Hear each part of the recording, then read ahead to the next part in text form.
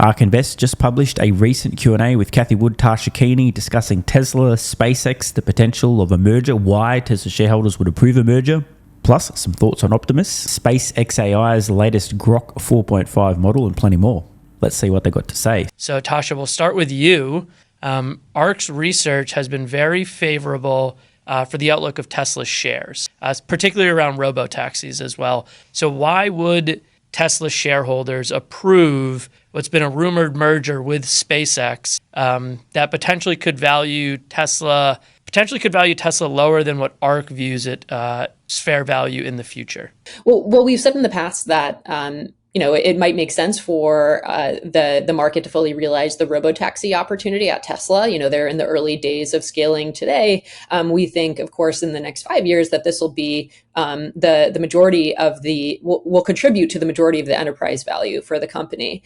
I think some things to consider here are, it's certainly possible that SpaceX will have to pay a premium for Tesla, given Elon's lesser.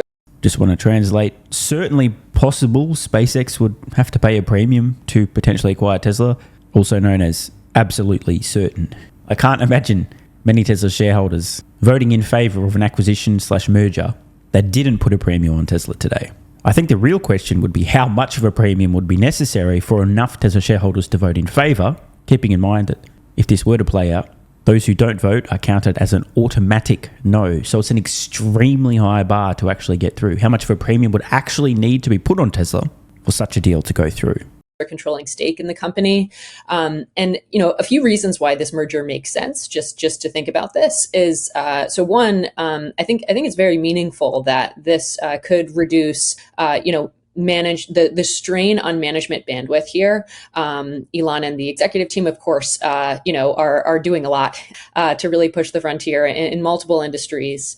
So I think that's not something to overlook. I'd also say that as we see it, the companies really need each other. So you can think that, SpaceX, of course, we think the robotaxi business will be very profitable for Tesla. This will turn into a business where you get recurring cash off of cars every year as opposed to one-off sales. And SpaceX could certainly use that cash flow as it funds its AI ambitions. Tesla also needs SpaceX. They talked about in the past that the XAI models could power the orchestration layer for the planning layer for Optimus. And lastly, they both really need each other, right? The Terafab project is their ambition to make chips in-house. We all know there's quite a lot of constraints on obtaining chips today to power AI compute. So in that sense, they need each other to get over those constraints. We look at the merger positively from those aspects. And I think it's just important to consider the added value here. In fact, our initial modeling suggests if you do factor in the cash flow that from Tesla that SpaceX could use to power its AI ambitions, that would offer more value to the investor. I think zero people disagree with the idea that it makes sense for the two companies to become one. But just to be clear, one of Tasha's points there, the idea that Tesla's robotaxi business could be spitting off such obscene profits. Essentially, Tesla won't really be able to spend the money, but SpaceX could to invest in AI, particularly AI infrastructure. I guarantee there will be people who've just heard that and will misinterpret this to have meant that Tesla will be funding SpaceX projects to the detriment of all shareholders. SpaceX just taking all of the profit from robotaxis and spending it. So the next logical step in this misunderstanding would be, that's not fair. If Tesla doesn't merge with SpaceX, then Tesla can keep all the profits and that's better for shareholders. But what Tasha was getting at here is the extreme expense, the capital expenditure required for SpaceX to invest aggressively in massively increasing their revenues and profits. In other words, based on Tasha's reasoning here, SpaceX could generate a much greater return on that same cash than Tesla could. Meaning putting this cash, the profits from robotaxi, to its best use would be to the benefit of all shareholders in this hypothetical merged entity. You may disagree with Tasha's reasoning, but this was the point she was getting at. SpaceX, the future path over the next 5, 10, 15, 20 years is going to require an unbelievable amount of capital expenditure, which will result in truly astronomical revenue and profits. Yeah, I'd also say one of the things that would also happen in this transaction would be super voting status for Elon, which he does not enjoy at Tesla now. Lessons learned at Tesla. This is visionary management. And while I know that can be a controversial subject, we believe that SpaceX will be the most vertically integrated company in the world, participating in almost all of the technologies that we think are converging at the same time. A couple of good points there from Kathy Wood. Now, don't take this personally, anyone listening, but in my opinion, Elon Musk makes much better decisions in business than you do. I would prefer Elon Musk to have more voting say in his publicly traded companies, Tesla, SpaceX, than you and I do. I would prefer him to have an outsized say. His track record speaks for itself. So does yours. That's why I'm not making content about companies you made. The more control Musk has, the better. I believe the only real area, these converging technologies where SpaceX doesn't currently have a meaningful interest, currently is the key word here, is genomics. Of course, that inevitably is around the corner. Let me be clear, because I want to really make sure this is on the record. It is a matter of time until an AI project within SpaceX AI is announced with a focus on genomics, understanding human biology, longevity, disease prevention, disease cures. AI was built for this shit. Grok Build, for example, is an incredible coding agent. All biological organisms, meaning all life, everything from simple bacteria, a blade of grass, human being, all life on Earth is fundamentally running code. This is not a metaphor. This is a literal statement. The code is DNA, and cells act like a computer interpreting the code. Now, your creationists may have just left the chat or be leaving a comment to explain who wrote the code, but it's very important to understand the opportunity for super intelligent AI to trawl through the monumental amounts of genetic information in all forms of life to increase understanding, to discover ways to optimize, to change, to improve, to rewrite the code. It's there for the taking. It is such an obvious thing to do. It's only a matter of time. I don't want to get too nerdy, but just one last point. Aging, also known as what inevitably leads to people breaking down, malfunctioning, and then dying, is essentially the gradual accumulation of errors in our biological code. The opportunity here to debug and repair those errors, I'm telling you fuckers, this opportunity is begging for gigabrain AI to run through reams of data, to do deep analysis, to understand this code, to identify, debug, fix, and alter all of the overlapping failure modes in the code storage, the reading of the code, the execution of the code, and the maintenance systems for the code. So put a pin in it, Grok Genomics or something along those lines, just a matter of time. Code is code. Now onto the Optimus humanoid robot. Robotics question next. What's your estimates for the Optimus rollout to both public and select corporations? Thanks, Dan. So Tesla has said that it's possible they could start selling Optimus externally, within the next year or so, pretty quick timeline. I think the right way to think about it is, will this happen in the next 5 years? It does seem like that's likely.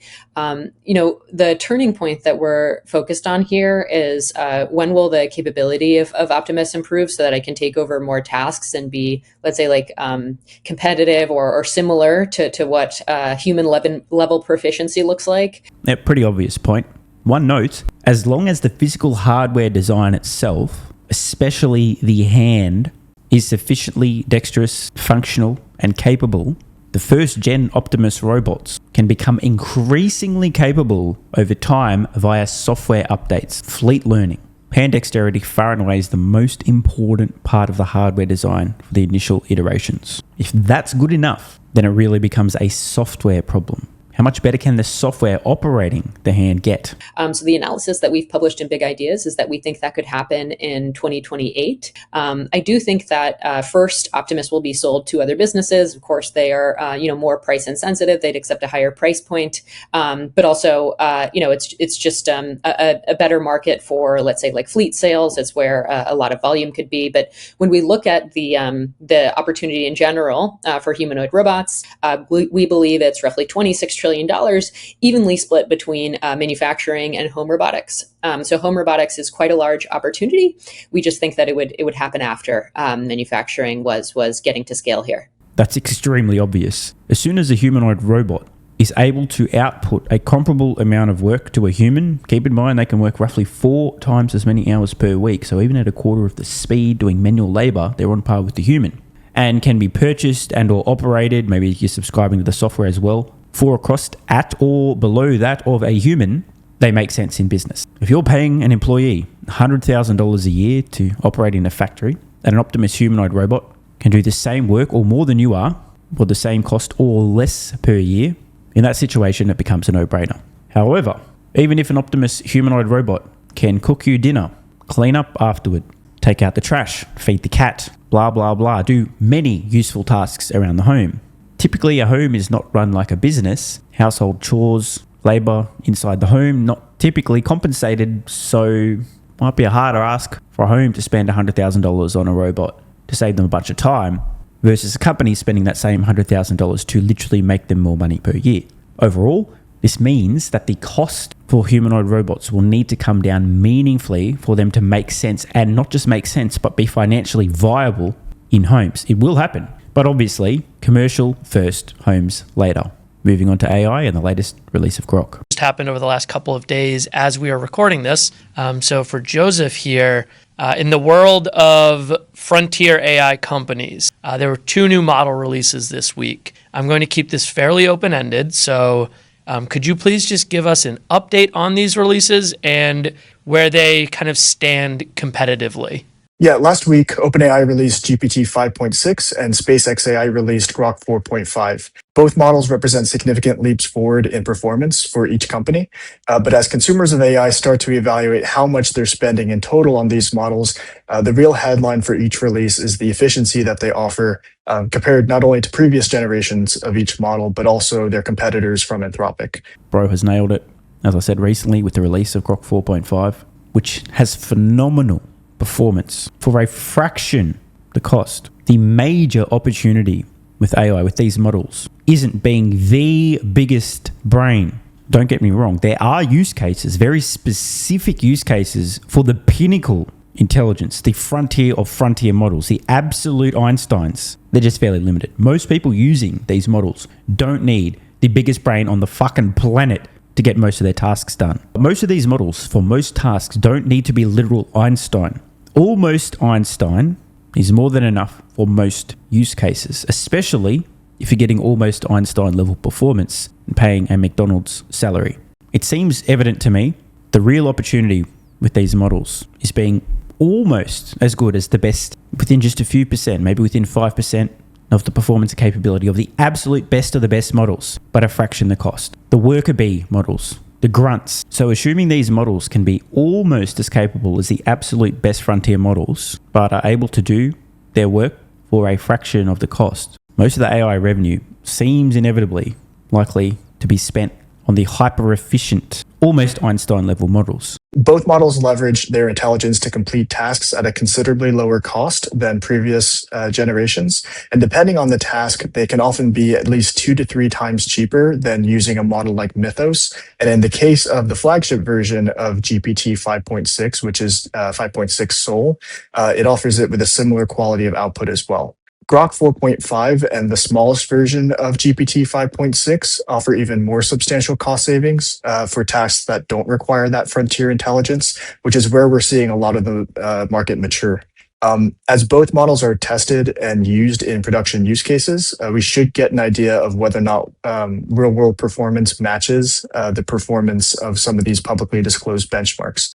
But as it currently stands, we expect a lot of these more efficient offerings to gain significant traction, especially as the applications that they power are being distributed more widely across enterprises. Absolutely agree. The frontier models, the best of the best, the actual Einstein level AI models will have their use cases, but they'll be fairly narrow and niche. Finishing touches, cutting edge science, engineering, research, generally speaking, the vast majority of the work is not going to be done by the frontier models. The ultra efficient, much lower cost models that do the job almost the same. For 99.9% of users and 99.9% of use cases, they do a job as well as Einstein would for a fraction of the cost. The growth's really going to be in these extremely performative, efficient models. Just one final note in case it isn't obvious. The frontier models today, the Gigabrains, the best of the best, the actual Einsteins, will, in terms of performance, a few months later, be overtaken by the much more efficient, more performative, nearly Einstein models in terms of capability.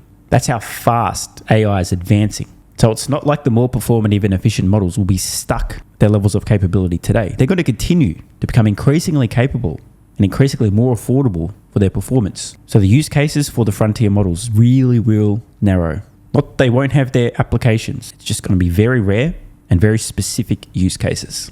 If I'm right, investors would do well to pay the most attention to the worker bee models. Those just a touch below the absolute frontier, but for a fraction of the cost. And if the massive opportunity is here, you better fucking believe the AI companies know it and will be fighting viciously in this space. Thanks for watching. If you appreciate the content and want to support the channel, check out the links below where you can get early access to daily videos, unlock hundreds of exclusive pieces of content, and plenty more. AG1 has been part of my daily health protocol for almost half a decade. It's packed full of vitamins and minerals and helps me fill in nutritional gaps while supporting energy, digestion, and immune function. It also has prebiotics and probiotics to promote gut health. I take my health very seriously, and so should you.